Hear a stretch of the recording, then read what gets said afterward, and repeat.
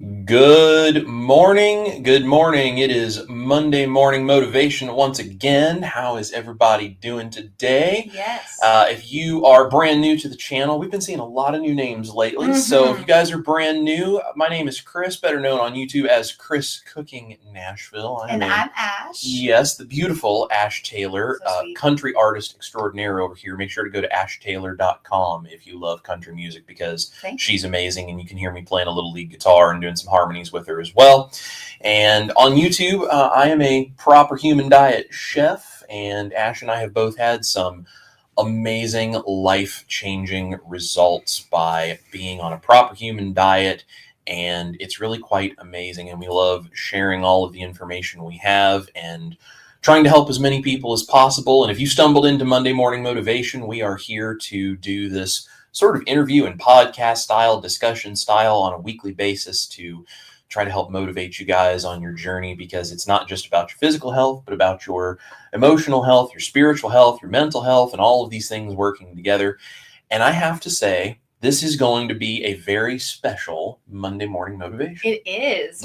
Would you like to tell everybody why? I know I'm excited about this, but why you are so excited about this? So today we have a very good friend. We're going to introduce y'all to her in just a second. Coach Alyssa is here. So I actually had the pleasure of meeting Alyssa at KPL, Keto Palooza, this past fall.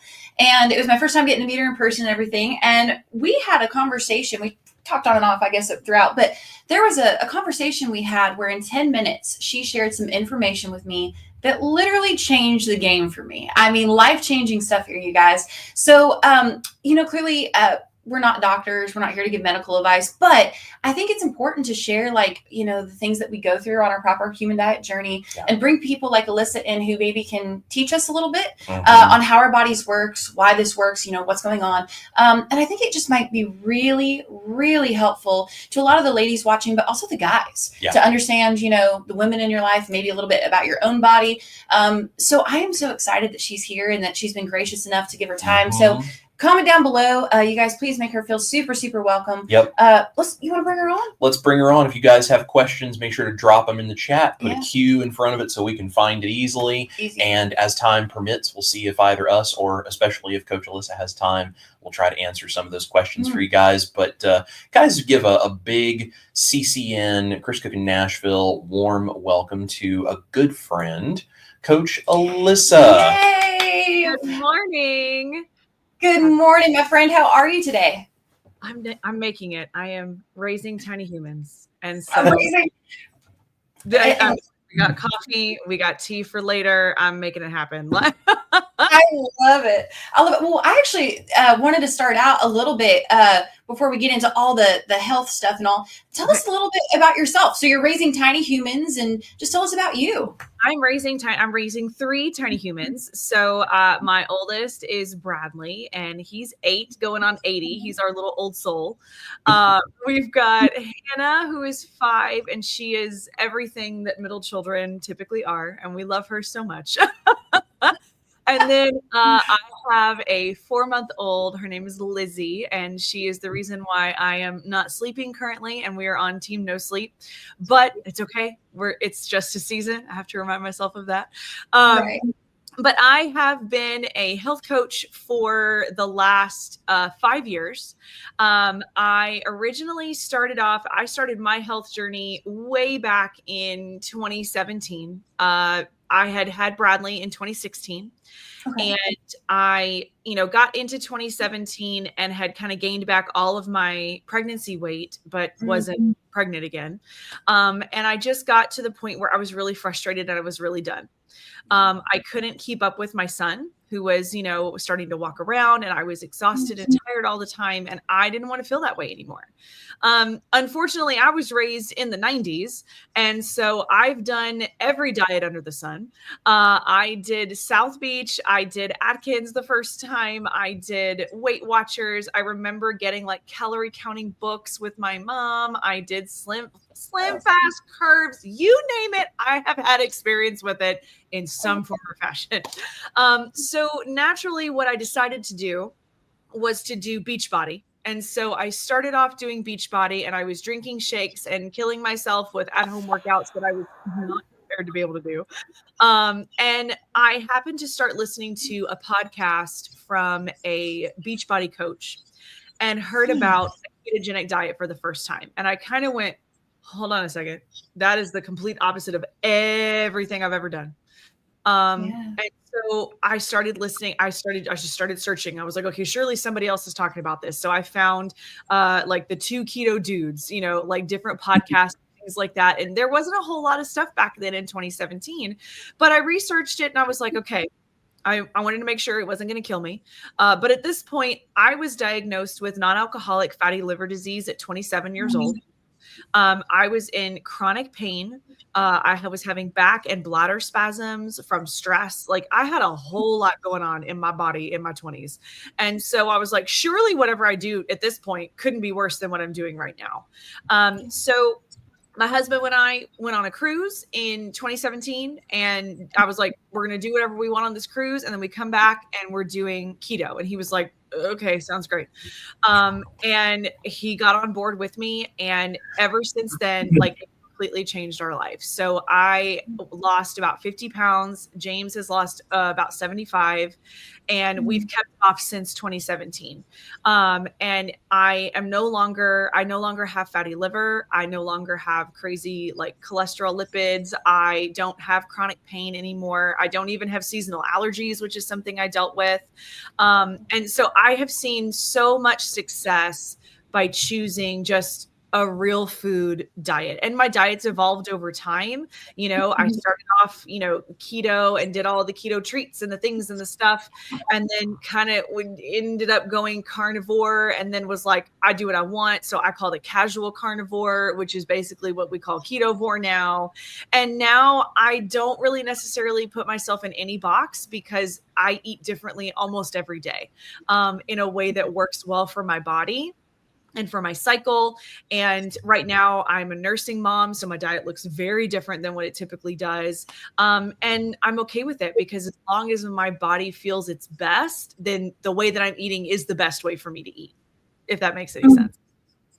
No, absolutely. And I love that you have really just had like this journey though over years where you've been able to just essentially, I mean, really just change your life and it sounds like your husband's life, your family's life.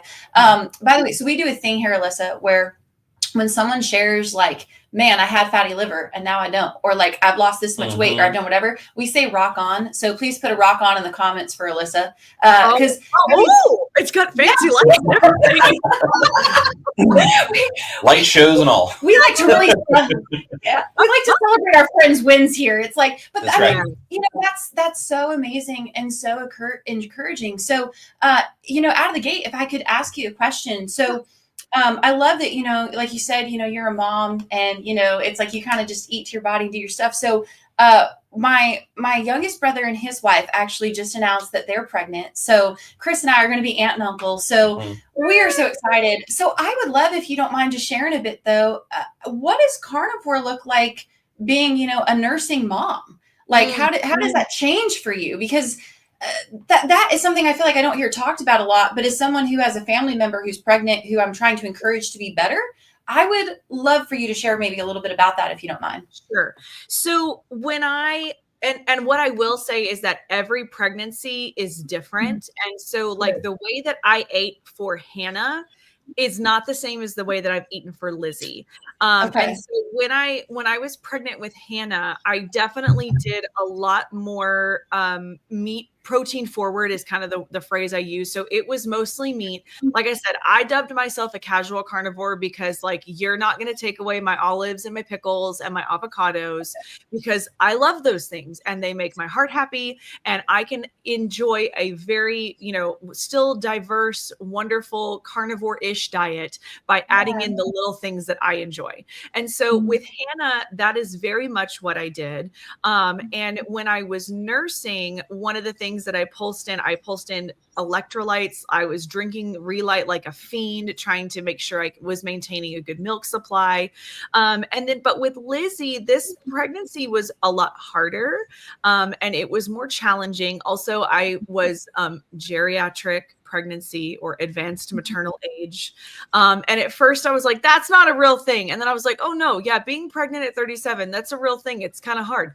And so there was definitely a lot of more give and take. And so I definitely pulsed in some more like real food carbohydrates. For me was having higher amounts of fruit or having some sweet potatoes and things like that. Things that I have learned in my diet journey are things that I can have, but in differing amounts and in different parts, like I said, in different parts of my cycle. Like I don't eat them all the time. But what we have to understand is that when we are pregnant, we are having crazy higher amounts of progesterone because we are growing and we are anabolic. So we're actually even more insulin resistant during pregnancy. But that has a purpose. It's to help grow a fetus and it's to grow a baby.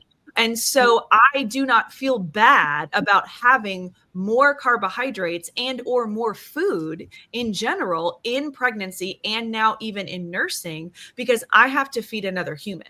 And until that human starts eating real people food, then, I have to maintain that supply. And so for me, carbohydrates have been a tool that I utilize and that way I can maintain that milk supply. And then once she is done nursing, I will shift back into my regular carnivore-ish type diet, which changes monthly, because that's the way that I choose to eat that feels the best.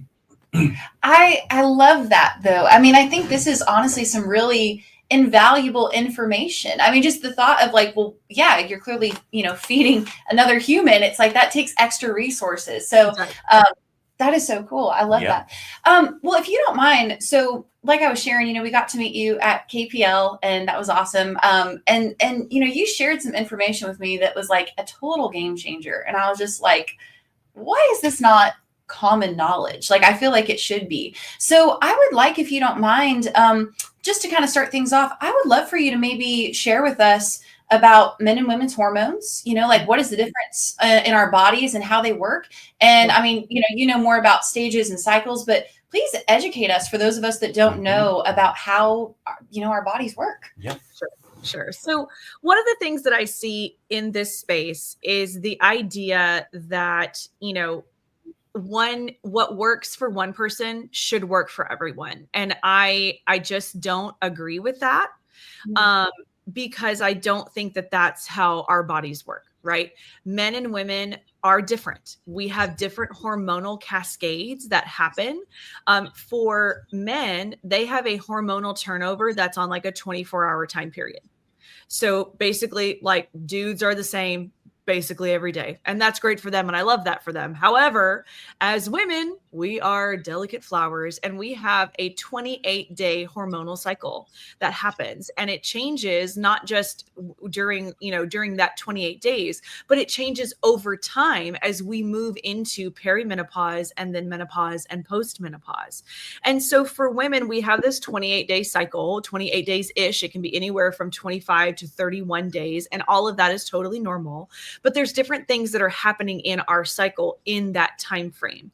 And so the first 2 weeks-ish of a woman's cycle is known as the follicular phase. And in the follicular phase, that is when we have highest levels of estrogen in comparison to progesterone and testosterone.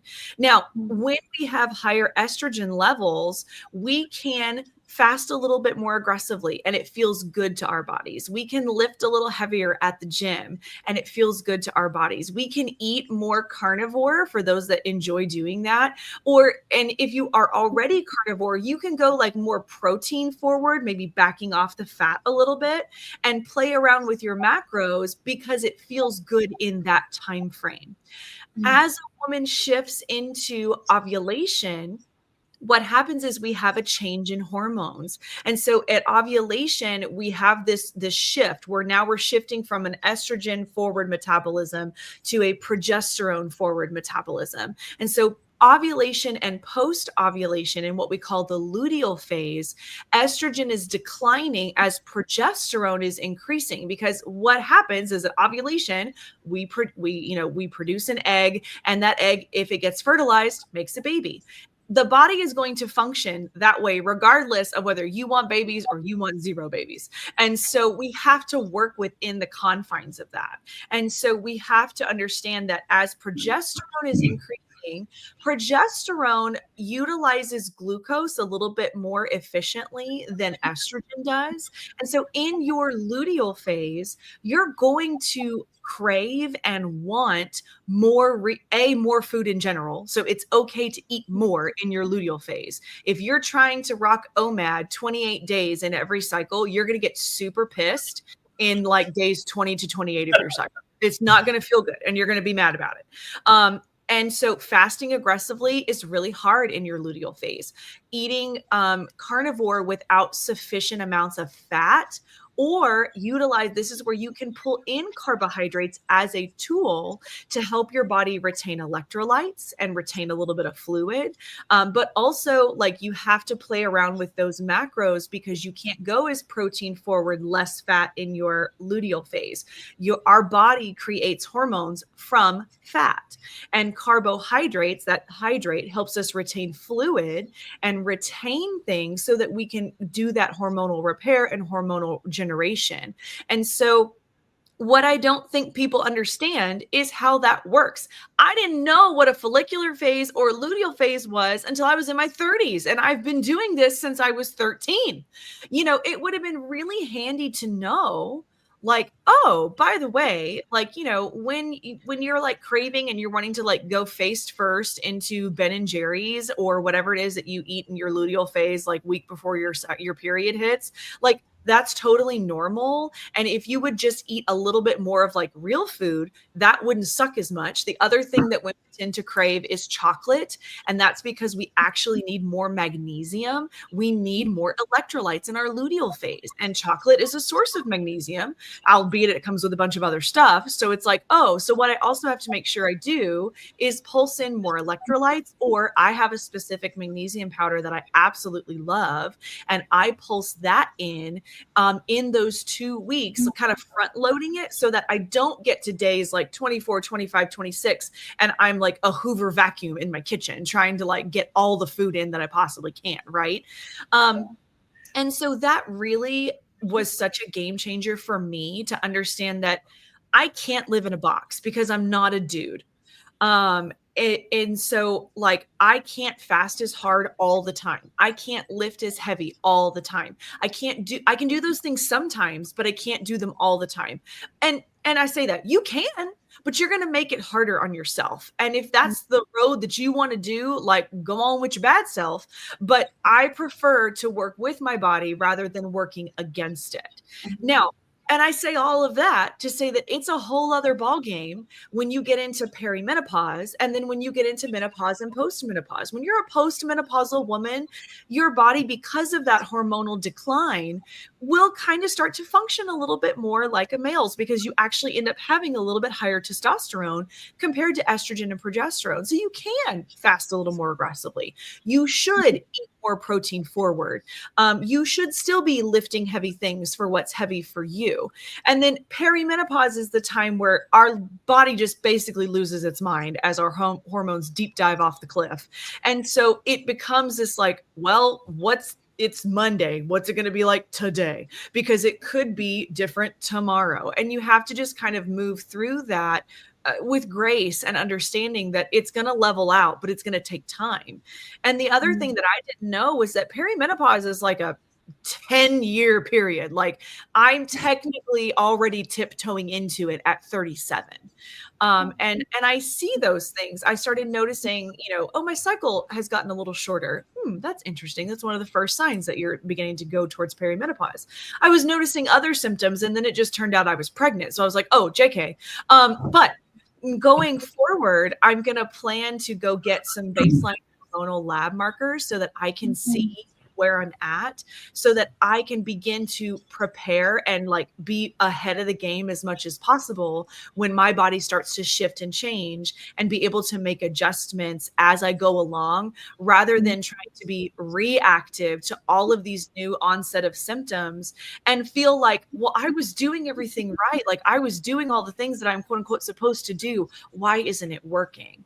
And so that's one of the things that I do with clients. I typically work with clients somewhere in their 30s to 50s and 60s, helping them navigate that journey, and understand that all you have to do is make some little tweaks and some shifts and be able to just take it, a season at a time, whether that's the season of your 28-day cycle or the season of the shift from that into peri, or the shift from peri into postmenopausal.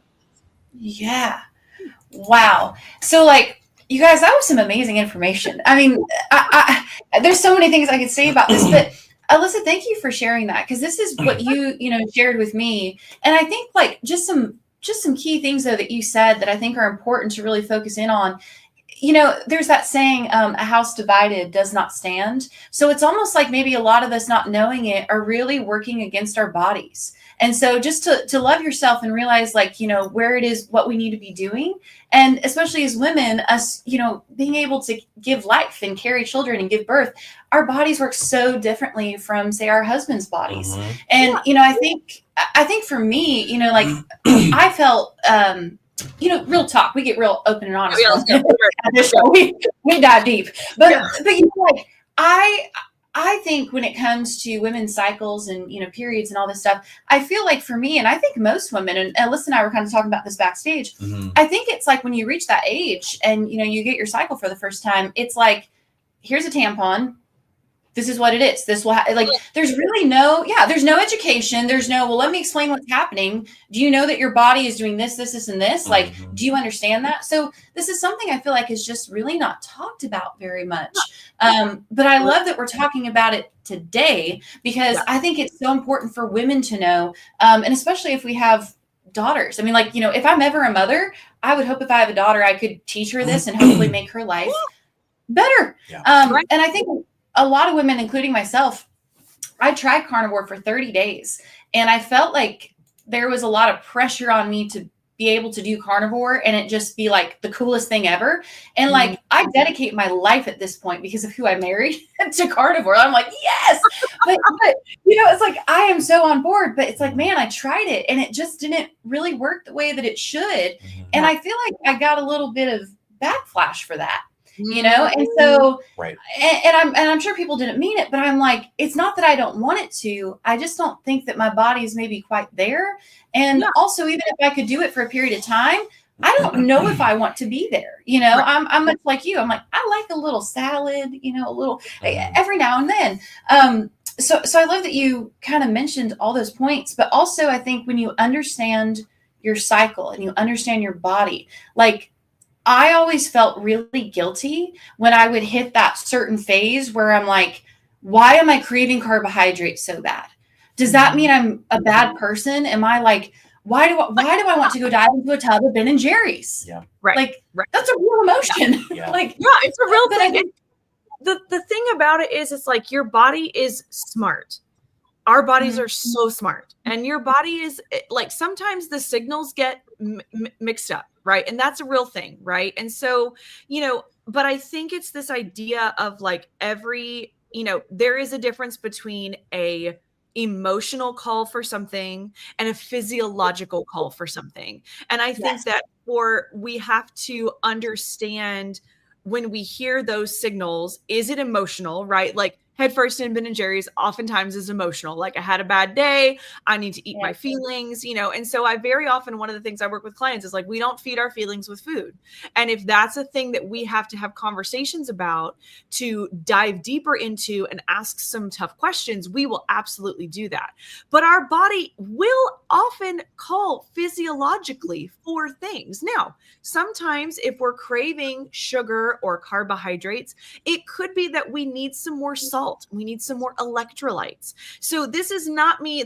I am not an advocate for like intuitive eating. Because if I was intuitively eating, I would be intuitively eating cupcakes. Okay. Like just face first. But what I'm saying is listening and understanding the signals your body gives in the context of a real food diet, right? Not a standard American diet. And so this is why when we were having that conversation, I was like, if you're really wanting some more carbohydrates, try having some more berries, dare I say it, have half of a banana. Like, y'all don't come at me in the comments. Okay. But like, having half of a sweet potato with butter and cinnamon, no sugar, right? Because the sweet potato is already going to have a high carbohydrate count. And when I say having that, I don't mean having that 3 times a day.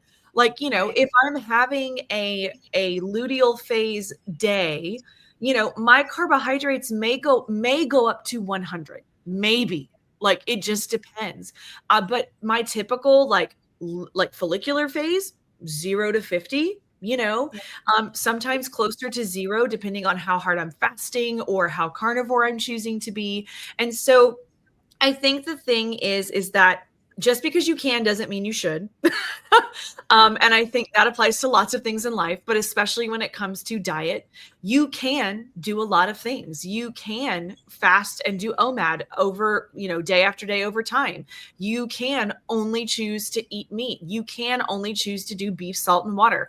And I don't think that there aren't people that benefits. Like, that's not what I'm saying. But what I'm saying is that the proper human diet is a spectrum for a reason.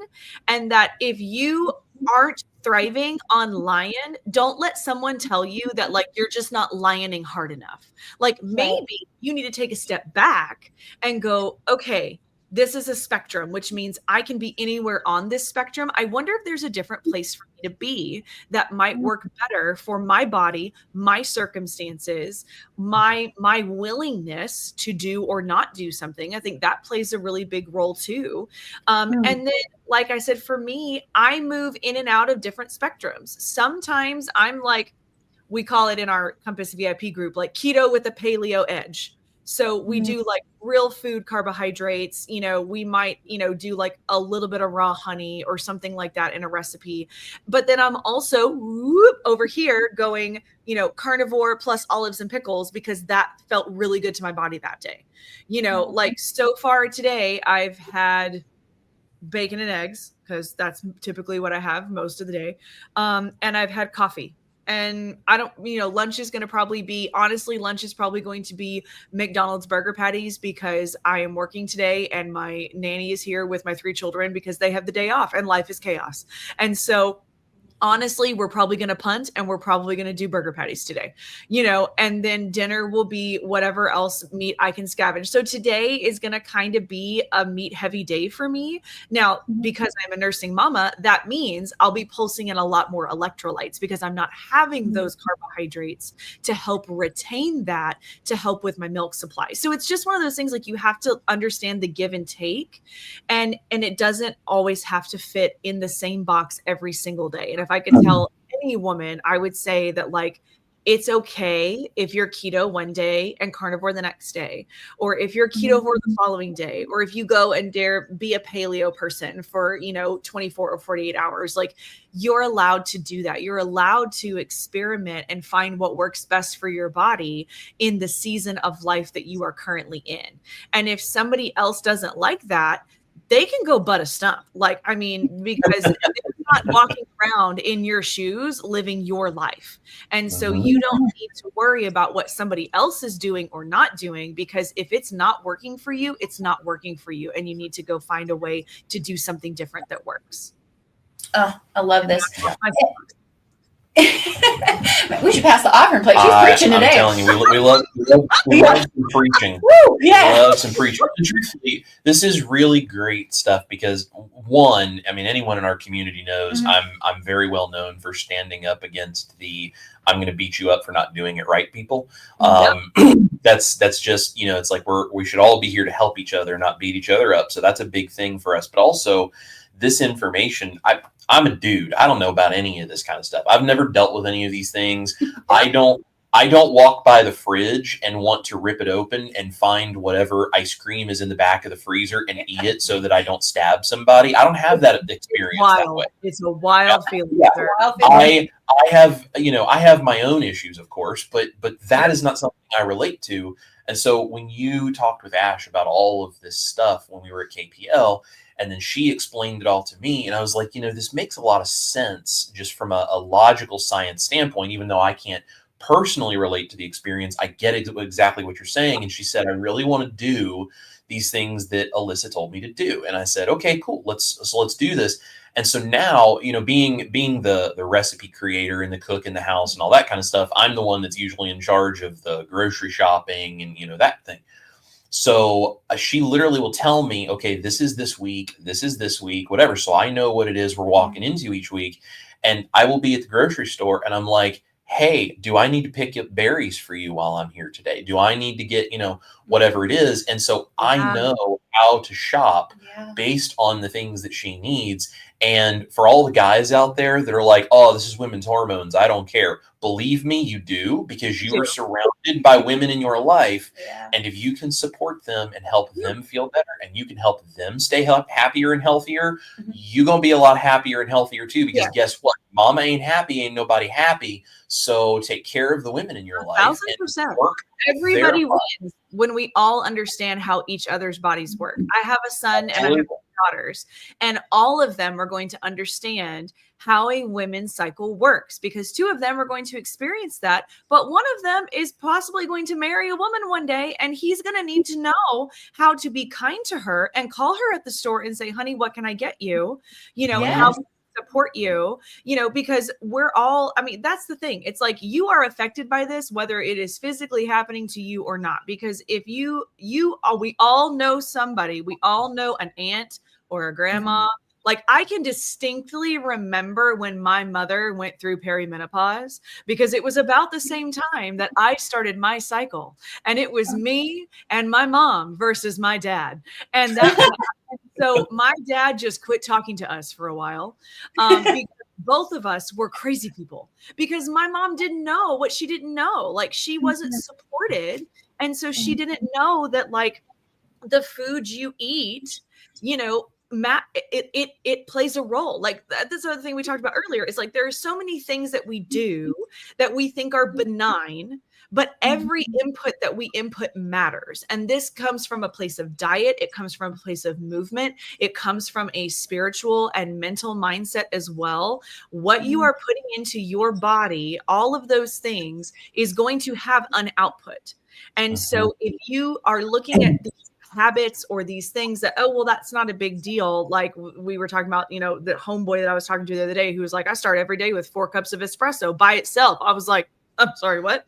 Because like, oh, it's like, that's not going to have that's not going to be a problem for your adrenal glands at some point throughout the day. Like, like it's going to be an issue.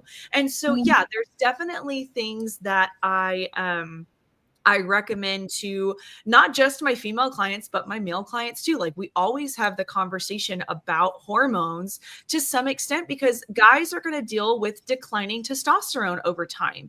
And we want to make sure that guys have healthy amounts of testosterone to be able to lift weights, to be able to have some form of a libido. Testosterone also influences sleep. Like our hormones influence so many other aspects of our lives besides just the reproductive organs themselves. That's why women see more and higher percentages of osteoporosis and osteopenia. Guys do have estrogen, but their estrogen levels basically very, very little change over time in the aging process. Women's estrogen dives off of a cliff. Actually, what it does, it doesn't dive. It goes up, down, up, down, up, down, up, down, and then it finally just craps out. And so when we don't have enough estrogen, we do not have enough healthy bone and skeletal muscle. And so that's why you see mostly women with osteoporosis versus a bunch of guys walking around with osteoporosis. It's because their levels remain more stable versus ours. This is why when we start to see low progesterone in women, and we see this also even in young girls and young adults as well, but you see anxiety symptoms. That is a sign of low progesterone. And as much progesterone as is necessary. So it can lead to anxiety symptoms, irritability, rage, and so that's why you see all these perimenopausal women who are so pissed and angry. It's because their progesterone is declining and they don't know how to support it. And there's different ways you can do that. You can do that through diet and lifestyle. You can also consider bioidentical HRT. I'm not against either of those options because to me, it's like, I want you to feel well in the body that you're living in, because you get one body to walk around in. And shouldn't you be able to walk around feeling you're as best as you can throughout your entire life? And so that's really where I'm at when it comes to like talking about this and having this conversation, as I want people to feel well. And I want them to understand that the way that you do things now is most likely not how you're going to be able to do things in a decade. And there's nothing wrong with that either. Like, I can't eat the way I did in my 20s, which I ate like a trash panda in my 20s. If I was eating that way now, good God, I don't even want to know what my body would feel like right now at 37. Right. But like, I eat in a certain way in my 30s, but I'm not going to be able to do that in my 40s. Now, do I know exactly what I'm going to be able to do in my 40s? No, not yet. I'm going to work on that. It's going to take time. It's going to take having to pay attention to that. But it's okay that it has to change. And I think that sometimes we get stuck in the box of like, I have to eat this way. I have to do the carnivore thing always and forever. And there are some people who are doing that and who are thriving. And I love that for them. And if that's you, I'm not talking to you. And I wish you the best. Go forth and be amazing. But for those of you who are noticing that things have not gone the way you wanted them to, or you're trying and it's not working, like, you gotta change it up and tweak some things and find what works best for you. And whatever that looks like is fine. Like, and if anybody gives you crap, like I said, someone asked me like, what did she say? I said, go butt a stump. That is a Bradfordism. That is my dad. And that is probably one of my favorite things to say to people when I'm just like, I don't care. You can go butt a stump. I like that. I love you, Alyssa, like so much. I just love you. No, but I have to tell you guys, that are watching, it's like when Alyssa shared this with me, like, this is why we were so passionate and we're so grateful that she's here today sharing her knowledge, because I literally, when she told all this and she explained the cycle to me, I'm like, what? I literally went from being super frustrated because, it's like I did carnivore. I felt terrible. Like, I did it for 2 weeks and I was fantastic. I had never felt better in my life. The third week came and I lost it, guys. Then you ovulated. Well, yeah. And I mean, I thought I was going to die, but I pushed through, I did it for a month. And so then I went back to doing like really strict a ketovore. Like, I was still doing mainly a lot of protein, a lot of stuff, but I added some veggies in. And yes, Ash, can you define how the carnivore diet did not work the way it should for you? Yes. So I literally could not get out of the bathroom. I started having to cancel shows. I could not work. I mean, I was bleeding like no one's business. I felt terrible. But just when that third week hit, the first two, I was feeling on top of the world. Yeah. And so it was really weird that it came out of nowhere so quickly. Yeah. Because you were feeling great. And honestly, as the outside observer, her brain started firing. Oh, I was on it. Yeah. I was like, man, she is like thinking, she's got ideas. It was crazy. And then the end of week 2 and beginning into week 3, all of a sudden she was constantly struggling, constantly miserable, and we were trying to figure it out from there. And I felt horrible for her because I didn't experience that on carnivore. Well, no, I think that was the first sign though, because clearly Chris has been carnivore now for quite a while. Yeah. And I see how he does on it. So you kind of beat yourself up because I'm like, oh my, like, why can't my body do this? Like, why do I all of a sudden not feel quite right? And so again, putting yourself in a box of, well, I think you should be eating carnivore. So I love that you're sharing this though, because you're right. And also as we get older, things change. But when you shared, and I went and ended up studying my cycle, and then I started tracking my cycle to know where I'm at, what I'm doing. And so then I start to, and I'm very new to this, but when I started doing that advice you gave of basically understanding this is how your body works and this is what it is, at that point, I had actually gained weight. So like when I went carnivore, I lost weight. The moment I went back to meat heavy keto, I gained weight. I gained it all back. And I was like, then I was mad. Let's just be honest. I mean, that's what made me mad. Yeah. So I was really stuck in a rut. But when you shared this info with me and I started to eat based on my cycle and what I felt like my body was needing. So having like doing carnivore for 2 weeks, and it's like, it's really meat and fat heavy, and I'm good, and I fast a bunch. That third week, having some more berries, I eat a lot more food. I also get more sleep. Like I've put it in my calendar to where it's like, okay, so you're in this phase of your cycle, you're going to need to go to bed a little early. Yes. Oh, yes. Thank you so much for bringing that up, because yes, like this applies not just to diet, but to other lifestyle factors. Like in luteal, it's okay to get more sleep. Like your body needs that, because in sleep is where we do hormonal repair and hormonal generation for the next day. And so we have to make sure that we're getting not just quantity, but quality sleep, right? Yes. The other thing is movement. So I see a lot of women who are in the tiptoeing into peri, you know, or in the midst of peri, and all of a sudden they're like balls to the wall CrossFit workouts are starting to suck. And they're like, I don't understand. Like I've done it this way forever. And I'm like, yeah, cool. Yeah. Back when you had hormones, that was great. But like, you can't go like to CrossFit at 5 a.m., 5 days a week and think that that's not going to have an effect on your body over time when your hormones are literally not the same those 5 days out of the week, right? Now, this is not me saying that you shouldn't work out. You absolutely should. Moving our body is like a tenet of good health, right? But you can change how you move. And so in that follicular phase, when estrogen's high, we're supporting skeletal muscle. Yeah, go balls to the wall, go lift the heavy things, do the resistance training, do the HIIT workouts. But when you ovulate and when you shift into luteal, that's where you have to pull in gentler approaches, because your body is literally saying like, girl, we don't got it. Right. So you can still do things, but you could do things like some strength yoga.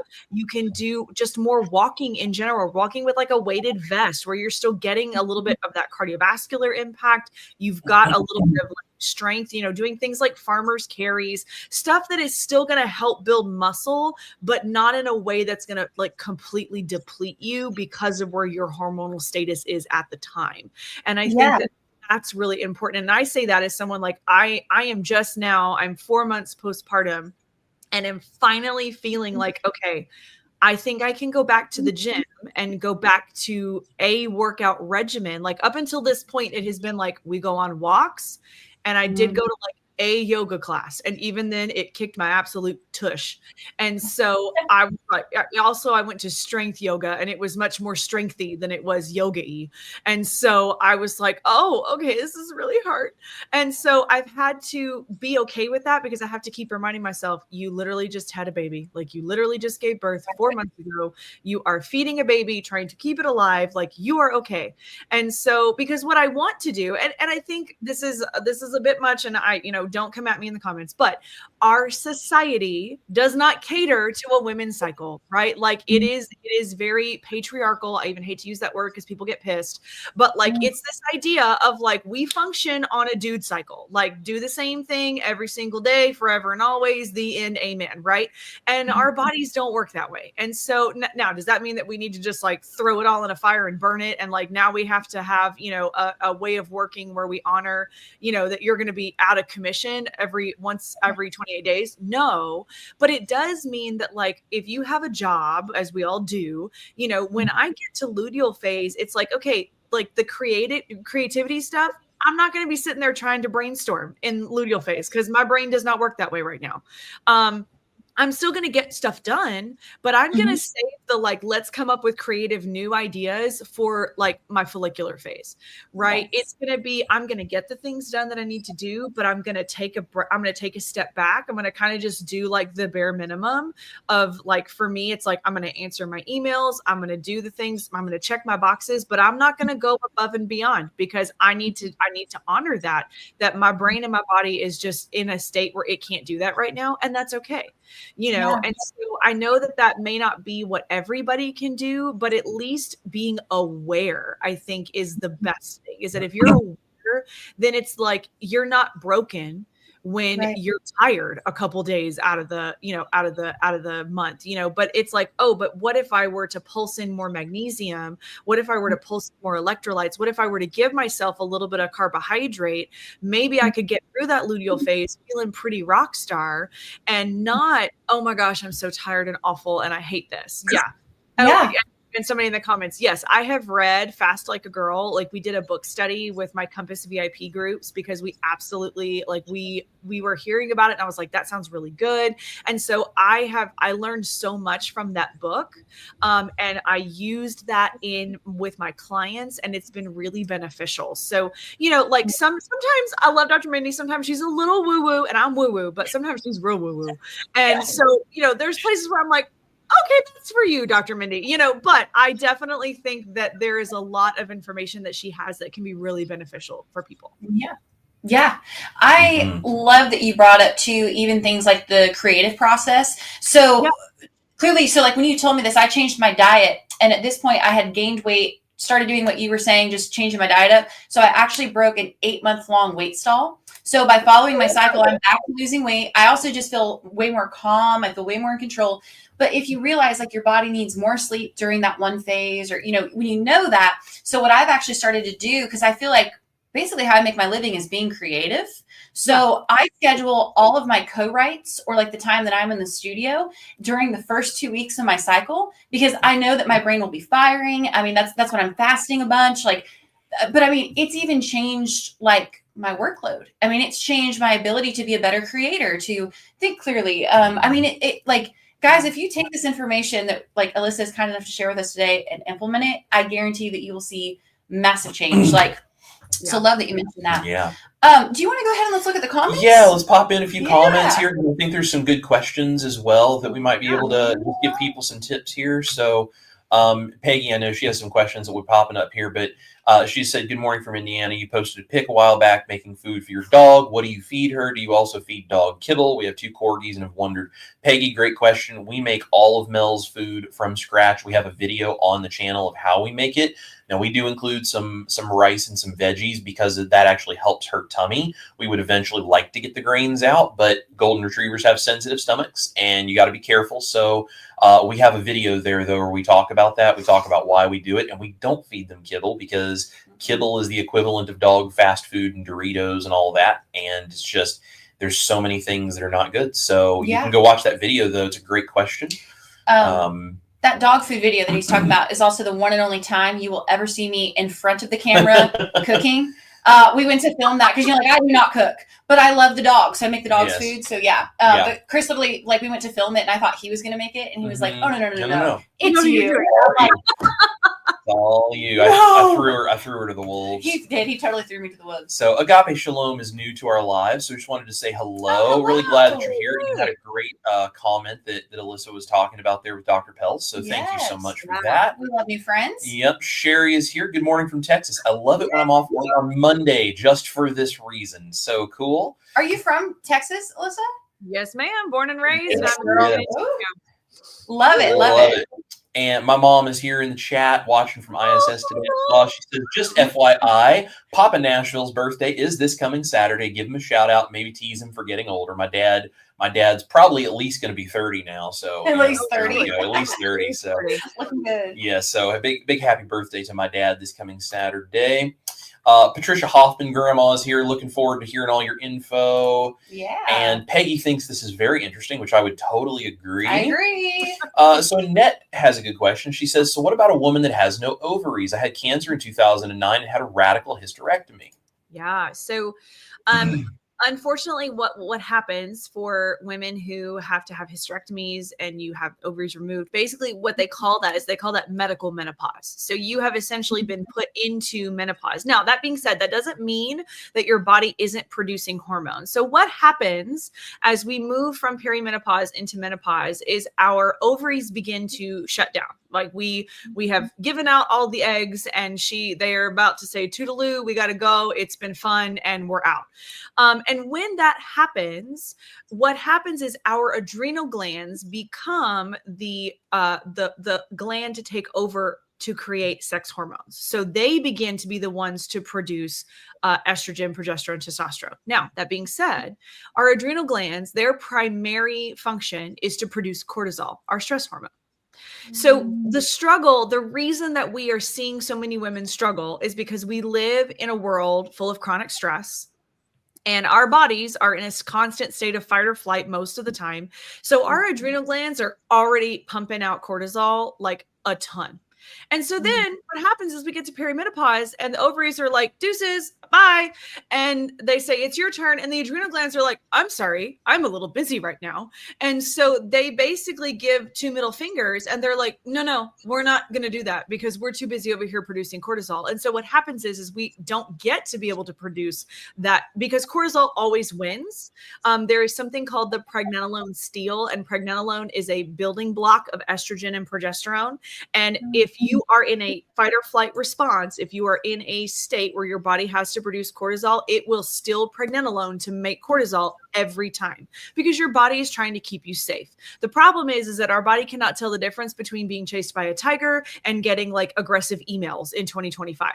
And so we have to figure out how to pull the body into that rest and digest and heal nervous system, stimulating the vagus nerve, all of those things. We've seen like the somatic practices and all the things floating around the interwebs. And so what I would say to someone who has been put into medical menopause, it's going to be really important for you to understand that now you are functioning essentially as a menopausal woman. If you're not on any kind of bioidentical hormone replacement therapy, right? HRT is a different beast because then you are adding in hormone, but you have to figure out, is that hormone enough? Is the transportation correct? And I'm not an expert in any of that. I know that there are people out there in the space who are. And so you would want to work with your provider to make sure that you are getting the right dosings, the right transportation, and monitoring those labs as well as your symptoms to make sure that that's working for you. If you're not on HRT, then you're essentially functioning as, postmenopausal, very, little to no hormones. And so this is where I would say that sleep and stress are super important for you to manage and make as optimal as possible, because you want to make sure that you're getting quantity and quality sleep so that your body can produce what hormones it can via the adrenals. And you want to make sure that you are managing your stress in a positive way with, stress resilience practices so that your body can be in that rest, digest, heal versus being in constant fight or flight.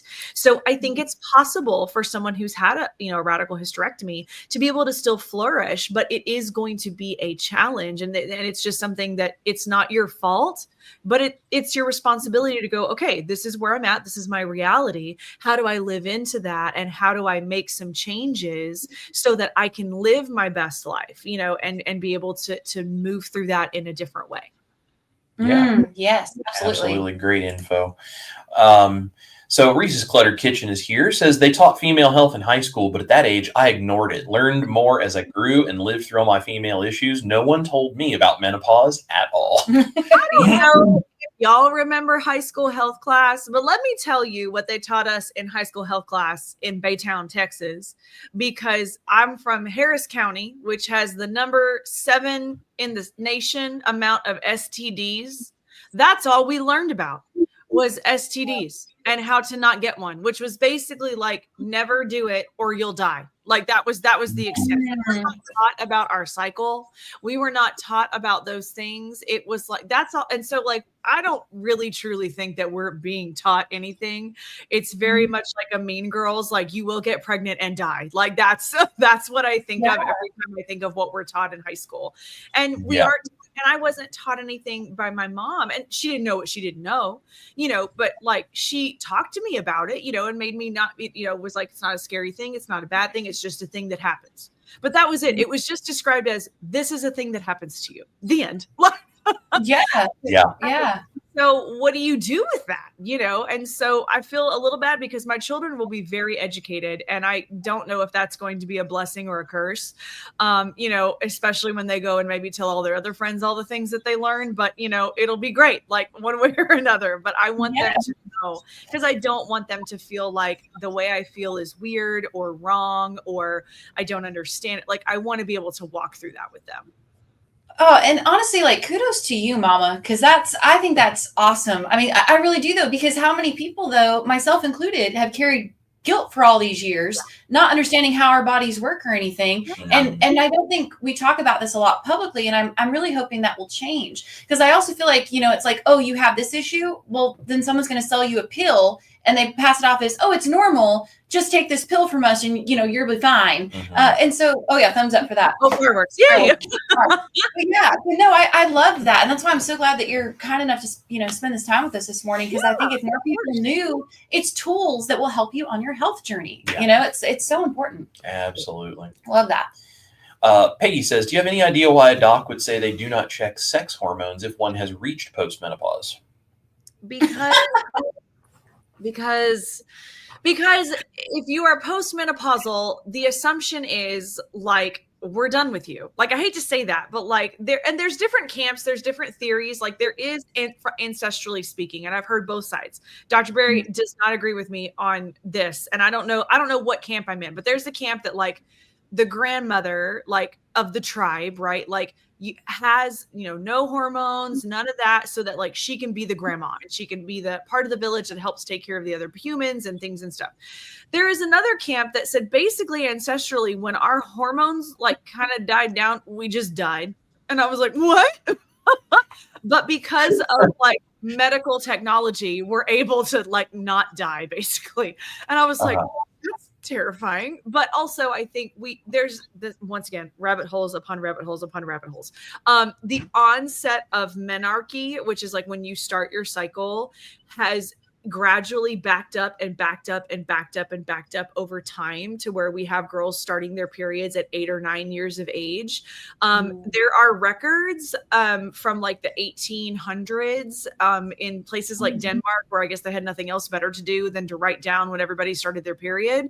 And typically they weren't starting their periods until 16 or 17 years old, which is why women got married at 16 or 17, 18 years, because that was like, oh, you are a woman now, you can have children, go get married, right?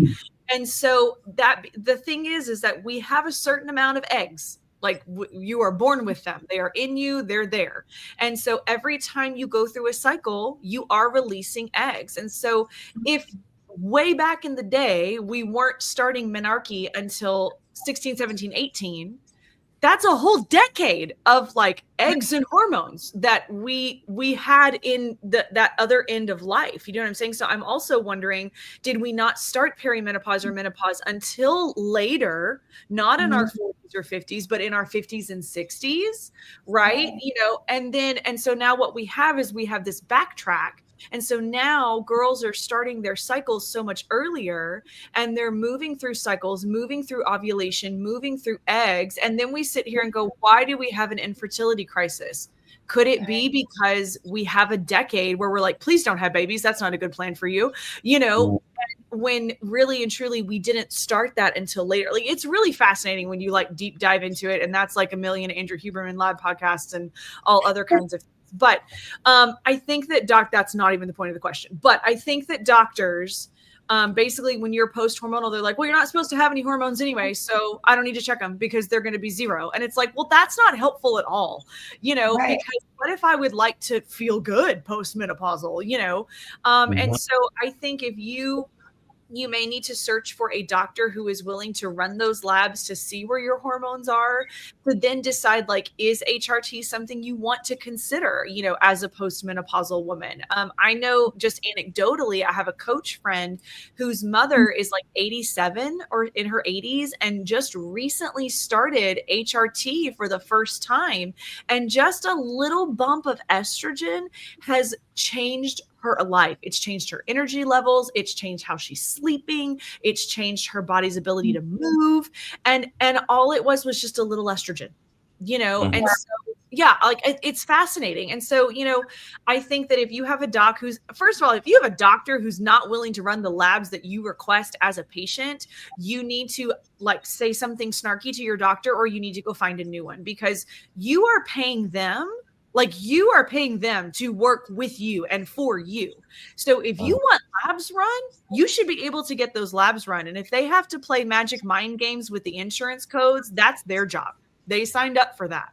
So they need to do their job, and you need to get the information that you want if you want your sex hormones taken. And if you don't, then you go find another doctor who's willing to do that for you. Yeah. Yes. Absolutely. I love it. Just wanted to show real quick. Yogi is here, says, Hi, I love you, Yogi. Chris and Ash, and enjoy listening to Alyssa. Thank you, Yogi, for the super chat. We appreciate that so much. So It's always sweet. always great to have the support for the channel from all the lovely folks here. Stacy from Easy Peasy Keto is here, says Ken is doing better, hoping by the end of the week to be transferred to rehab for a couple of weeks. We were hoping for home. Please keep the prayers going up. Absolutely praying for you. So hoping Ken is going to be getting up and at him and being hopefully his sassy self very soon. That's right. But we're glad that he's doing. We're glad he's doing better, Stacy. Yes, thank you for the update. Yep. Amy is here with a good question. Says, do you have any advice for women who have a partial hysterectomy and still have ovaries on how to track the cycle? Okay. So yeah, if you've just had, uterus removed and you still have ovaries, then there is still like the opportunity for you to ovulate. It would depend on your egg status and things like that. If you're having, and so you're not having a cycle, there's not bleeding, but that still doesn't mean that you're not having symptoms as if you were moving through a cycle. So something that I have seen, and this happens even in my clients that are like post-menopausal, like even though they're no longer having a cycle, it doesn't mean that they still don't experience some kind of like follicular versus luteal.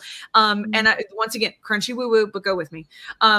Sometimes what I have noticed is we've even had clients who will look at the moon cycle, because the moon is also a 28-day cycle, and notice that sometimes it can kind of sync up with what's happening in the moon, which is so weird. And I don't even understand it, but I'm like, it's kind of real. And so I would say that the advice is to track your symptoms, not necessarily what is happening as far as bleeding versus not. But do you have a period of time where like Ash, you feel really creative, you feel like you could take over the world, like everything's firing, everything feels great, and then do you notice a switch into when you feel like you got to kind of turn inward a little bit, like you just got to, go hide away, get some more sleep, be gentle to yourself.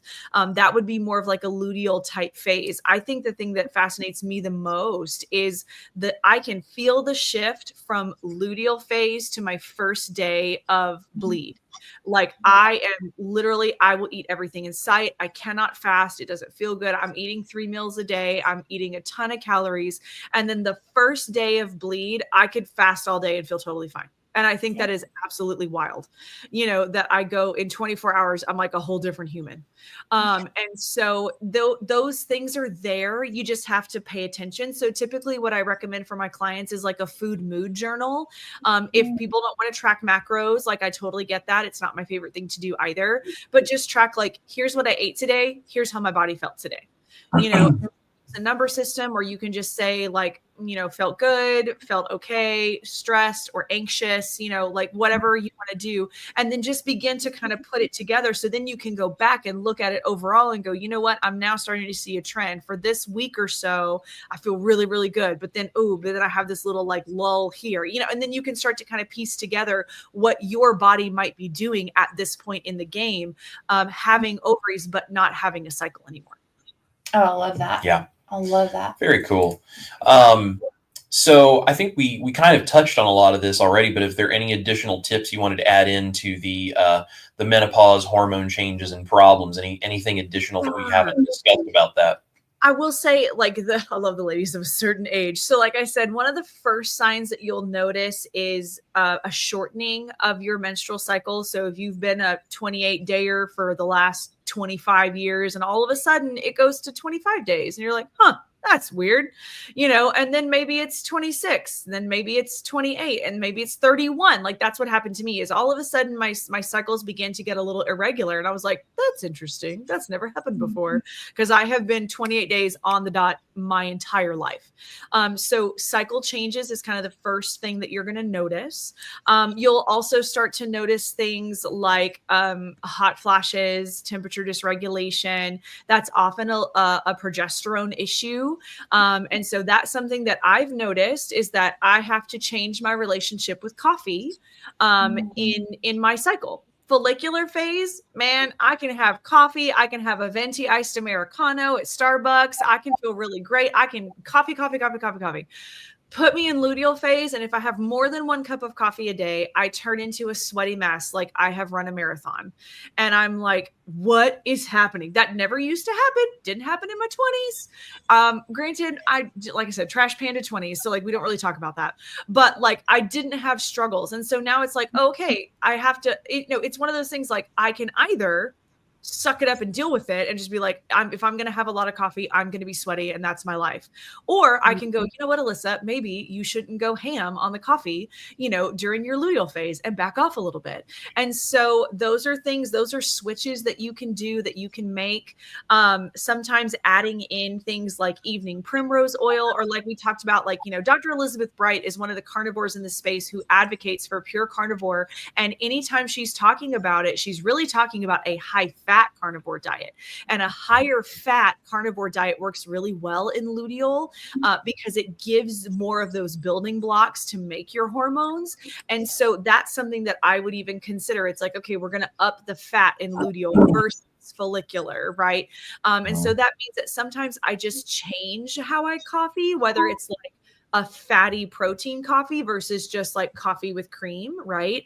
Or what I actually will tend to do is I just switch it and I just move to bone broth, or I move to like non-caffeinated herbal teas with some magnesium, and I'll do those in my luteal phase because I enjoy those just as much as I enjoy coffee. And then I pulse coffee back into whenever I bleed and start my follicular phase again. So you're going to notice temperature dysregulation, you're going to notice mood changes. All of those things for most of us females are related to our hormone regulation or dysregulation at this point. And so addressing food, addressing movement, addressing sleep and stress resilience can help navigate those ebbs and flows a little easier. Is it going to cure all? Probably not. Because like it's still hard and it's still a journey as those hormones begin to decline, but it's going to help it suck a little bit less. And that's kind of what I think we all want, not just for us women, but for all of the dudes who have to put up with us during this time, the journey, right? Yeah, absolutely. I love it. Is it okay if we maybe ask just a few more questions with you, Alyssa, and then we'll let you go? Okay, cool. We just want to be respectful of your time, but awesome. Some of the great info here. Yeah. So. Always be kind. I love that YouTube username. That's fantastic. It says, hello, new sub here. We're glad to have you. Welcome, friend. Glad you're here. And Dustin the Beard from Keto Simple is here. Says sustainability and consistency is the goal, which I absolutely love. Absolutely love. The one and only Bill Knott is in the house. Hi, Good Bill. to see you, Bill. If you guys want to see a cool, amazing transformation of a human being with Carnivore, he is a fantastic example of that. So cool. Yes. And Sherry loves the visual of the butt a stump. It is pretty great. I mean, that's a fantastic one. That's probably going to have to come up in our conversation at some point. So Rockin' Keto Amy says, what do you know about HRT replacement, the increase of breast cancer risk? High risk. I'm afraid to try bioidentical HRT because doctors can't deny that it increases the risk of breast cancer. Right. Okay. So I want to say somebody, Amy, that I would suggest that you go listen to. She has a podcast. Her name is Dr. Karen Martell. And I went to I think it was at KetoCon. I went to a talk that she did. It was all about hormones and menopause and HRT. And from what she explained, there was a study that was done on Premarin, which is a progestin that comes from horse urine. It's lovely. And this was a study that was done in the 90s or early 2000s that everybody freaked out because there was a group in this study that saw an increase in breast cancer risk from the addition of these hormones. What they did not tell you about that study is that there were two arms of the study. One arm was given estrogen only. The other arm was given estrogen and progestin, synthetic progesterone. That arm of the study is the one that saw the increase in breast cancer. So it was not the estrogen that was being given, the Premarin, the estrogen that was being given the bioidentical, basically is what they called that. I'm like, I don't know how that's bioidentical, but okay, great. And so that arm did not see an increase in breast cancer. And so, but because one arm saw it, everybody freaked out, the media freaked out, and it became this like, nobody should have hormones because they're going to kill you. Right. So now that being said, you are a cancer survivor, and I totally understand your hesitancy and your wanting to make sure that what you do is going to be safe for your body. And so you might want to consider more of the diet and lifestyle factors and really honing in on those before you go down the road of HRT. There may be some things that you can change in what you eat or how you're moving your body, how you're sleeping. There could be a lot of things that you could make adjustments before we have to consider HRT. And so I think that you also would, like I said, Dr. Karen Martell is somebody that I've heard speak on this. There's other doctors out there. Carrie Morris, I think, is one that I hear in the health and wellness space. Tina Moore. There's a lot of them out there, like on the Instagrams, that talk a lot about hormones. And so that might be a rabbit hole for you to go down and just listen to what they have to say before you make any decisions about, is HRT something that I want to pursue? Cool. Very cool. Great info. This is really cool. I love Debbie, the way she asks questions. Debbie's awesome. Debbie's awesome. Yeah. But this is good. I love that. What do I need to bother with, Alyssa? In my 70s, my cycle stopped 25 years ago. What's the simple we need to bother with it stuff? Well, I mean, girl, I guess it's whatever you want to be bothered with, you know? I think it depends on what your goals are in your 70s. You know, like if you're living your best life and you're feeling good, then you probably don't need to make a whole bunch of adjustments. You know, I think that as a lady in her 70s who hasn't had a cycle in a while, you know, if you have lost weight, if your body feels well, then like keep doing what you're doing. You know, I definitely think that if you're not picking up heavy things, you need to pick up heavy things for you, whatever that looks like right now, because you need to maintain your muscle mass, because that is going to help you be an amazing nana to whomever you are nanaing to. And, you know, like I said, my goal at this point, when I first started this journey, I wanted to lose weight. Like that was what I wanted. I really thought that was going to fix my problems. I did not realize that that was just a icing on the cake of what a healthy body feels like. But now at this point in the game, I'm in this for the geriatric Olympics. Like I want to be able to get up and down out of a chair without assistance. I want to get on the floor with my grandchildren and get up on my own. You know, I don't want to just feel old. You know, I felt old in my 20s. Like I remember going, this is what people are talking about when they say this is what getting old feels like. I didn't realize it was going to happen so soon. Like I literally had those conversations with my friends, you know, and now I feel way better in my almost 40s than I ever did in my 20s. And I don't ever want to go back. You know, and so I want to be able to be an amazing nana, you know, or whatever grandma name I end up with. You know, I like Glamma personally. I think that's probably what I'm going to go with. You know, but I want to be able to do that. I think that it is, I think it's really important that as someone in the 70s, my biggest things are protein forward, protein at every meal, 30 to 50 grams of protein if you can at every meal, and lifting weights and maintaining your lean muscle mass for as long as you possibly can. Cool. Awesome. I love it. Straightforward. I love it. Yes. So Peggy wants to know, are there any good resources that you know of for fitness for the postmenopausal lady? Let me see. I'm trying to think. As far as like resources, people that I like to listen to on this would be Dr. Stephanie Estima. She does some really good conversations about fitness for your cycle or even peri and post menopause. And when we're talking post menopause, like I said, this is about muscle maintenance, right? And this is, you know, you would still get newbie gains even if you've never lifted heavy in your life. You know, they would not be nearly as gainy as like if you were in your 20s, right? And you had all your hormones. But you need to be lifting. Now, lifting does not mean you need to go and stand next to the gym bro who's deadlifting 300 pounds and be like, can I try that? Please don't. You need to lift what's heavy for you. That could be you. You could be the heavy thing that you are lifting. And that could be things like push-ups, which I know there was like, I'm sorry, you lost me at push-ups. I don't mean like a for real ski push-up. You can start with wall push-ups. You can do inclined push-ups, working your way up to a for real push-up. This is squats. And sometimes that squat is a stand-up sit down from a chair. This is doing planks, and you can even do like a box plank if you have low back issues. All of those things are functional movements that work multiple muscle groups and that you can do with your own body weight. You don't have to add weights. If you want to get weights, go get weights. This is where like walking with a weighted vest can be really helpful because you're giving yourself a little bit of extra weight that you have to carry on your body. And that's going to have a strength impact as well as a cardiovascular and from a flexibility and mobility standpoint as well. So I would say that, also like this is for everybody, do the fitness that you will do. Like go do the fitness things that you will do, because I could tell you all day what I think you should do. And if it's not interesting, you won't go do it. I love dance classes. That's one of my favorite things to do. I'm a musical theater kid at heart.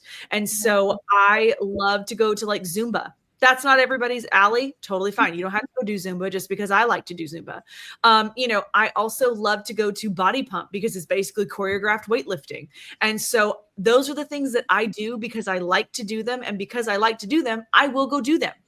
And so, same thing for you guys, like whatever it is that you like to do. If you just like to walk, go walk around, put a vest on, go walk around. If you are interested in learning how to lift heavy things, then just start by looking up beginner workouts on YouTube. Y'all are already here. You know how to work it. Go just look up beginner lifting with weights at home or beginner body weight. There's so much out there, and just go try stuff and find what you enjoy doing. And then just make sure that you do it as much as you can. Yeah. Love it. Love it. As someone who also took weightlifting classes when I was in college, actually, it's one of the things I need to get back to doing because I've got good form. Like I know how to do all that stuff. Yeah. Things that might be really good too, especially for older folks who are out there, maybe consider the resistance band version of it, because then you don't have to worry about the joint pressure and stuff. Because that was one. When I first started, I had like joint issues, and I know being older, sometimes that can be a sensitive area for you in your body. So maybe those are also real easy to do at home, and they're cheap online to get a set of resistance bands. Yeah. So variable resistance training is really beneficial. My husband used to have like bad runner's knee and stuff when he was in college. And so he actually has Dr. John Jaquish's X3 bar system and swears by it. He preaches X3 to all the people who didn't ask for it. But it is a good system for people who want to preserve their joints, and so variable resistance, whether it's X3 or whether it's, just getting some resistance bands that you can have at home, that change of the weight throughout the rep can be really beneficial for people who are trying to deal with joint issues or joint pain and inflammation. So yeah, that's a really great one. Mm-hmm. Love it. Cool. I just thought this was a cool comment. It just kind of shows the journey that this whole thing is, and how it's not just a light switch that you just flip on and suddenly everything is one way and then it's different the next day.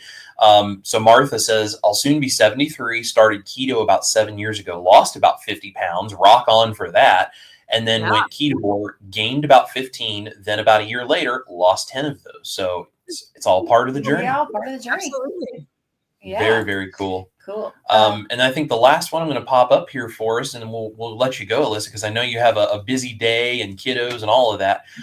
So we've talked a bunch about kind of the menopause and the hysterectomy stuff, but I'm going to add a layer to this because this is my mom, so I know the behind the scenes here. So my mom is also type 2 diabetic, and she's bringing her A1C down, and she's doing really good with all of that stuff, but she's still kind of working on that stuff. So are there any extra layers of someone with a hysterectomy induced menopause and all that kind of stuff that also relates to the type 2 diabetes, or any way that would affect any of that? Because I know we also have a lot of type 2 diabetics in the community. So any tips for those folks as well? Okay, so if you're dealing with type 2 diabetes and you're dealing with a lack of hormones, then what you have to remember is that this is where cortisol really is playing a role, right? Because cortisol is tied to our blood sugar regulation as well. Like it is one of the drivers of blood sugar regulation. So if we have dysregulated blood sugar, then oftentimes what we also have is dysregulated cortisol. And that could mean that you have crazy high amounts of cortisol, which would mean that you then don't have a ton of estrogen and progesterone being produced, or you have what we call adrenal insufficiency and your adrenals have just crapped out and you have very low cortisol. And the problem is that high cortisol and low cortisol symptoms can all kind of like they have similar symptoms. So you have to get like a Dutch test or some kind of like saliva cortisol test to kind of see what your patterns look like. But what I would say is like, if we're working on the blood sugar because of the type 2 diabetes, this is where you need to start looking at things like getting a CGM, understanding what does your blood sugar look like in real time. And so now if you don't want to, now we have over-the-counter CGMs, which I think is fantastic. And it's a great tool.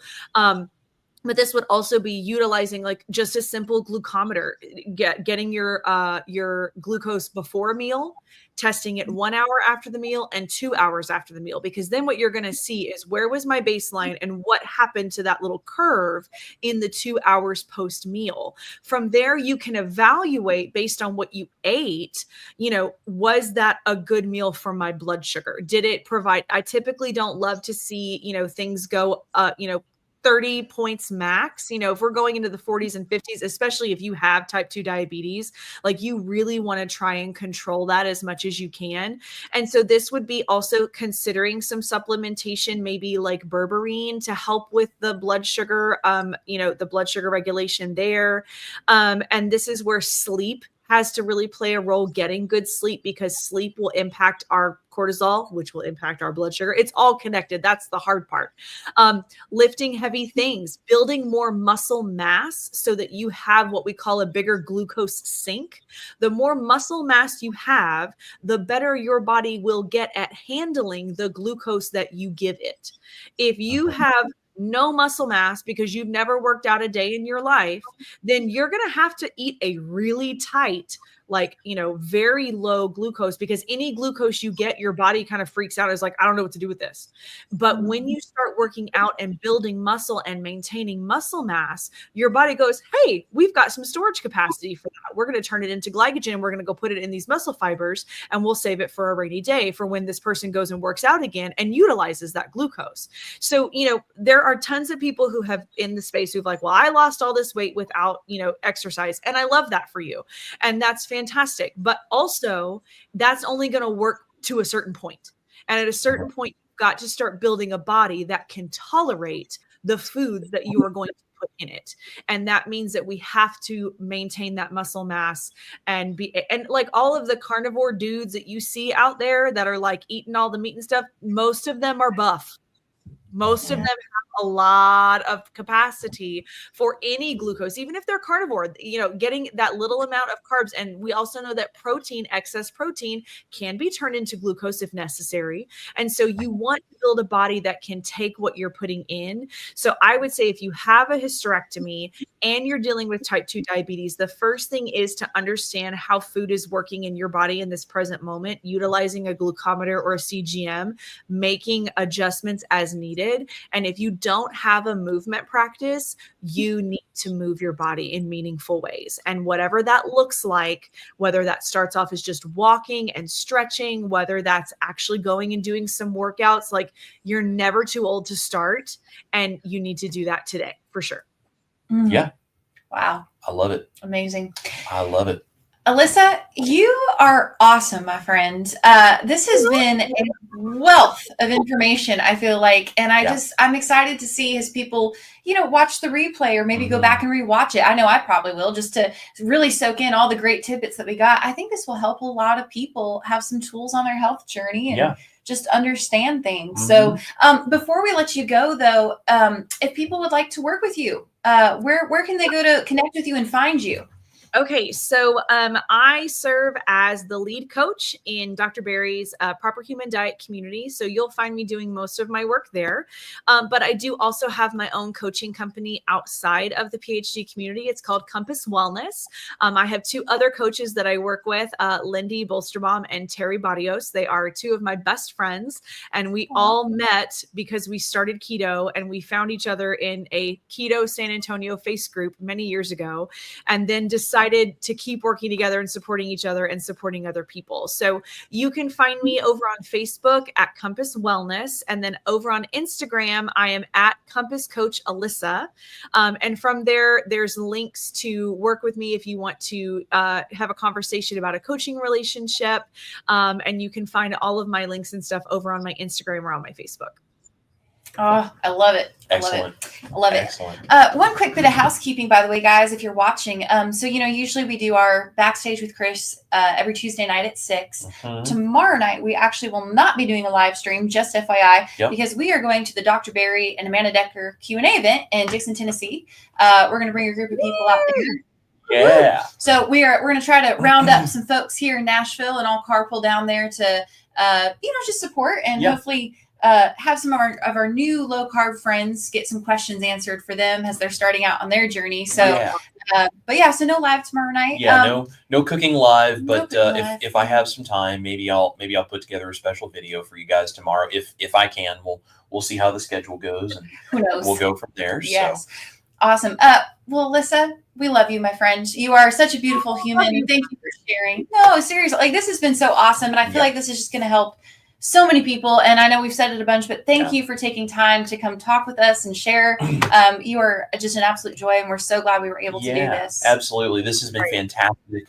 You were such a great choice for our first guest on a Monday morning motivation. So just fantastic. We love everything about you. You're amazing, and you help so many people, and we appreciate that. Guys, make sure to hit the like and subscribe button and all that stuff. Share this video with the women in your life or the men in your life who have women in their life that they need to learn this kind of stuff. Please help people find this info, because we can sit here and preach it and yell it all day long, but if you guys don't go out and organically help us spread that by sharing it to the people around you, it only goes so far. And we don't want this to stop where it is. We want to try to change the world one plate at a time, and now one hormone at a time for everybody. So please, please, please share the video and comment if you're on the replay. Let us know how you're going to use this information in your life. We would love to know what else we can do for you guys.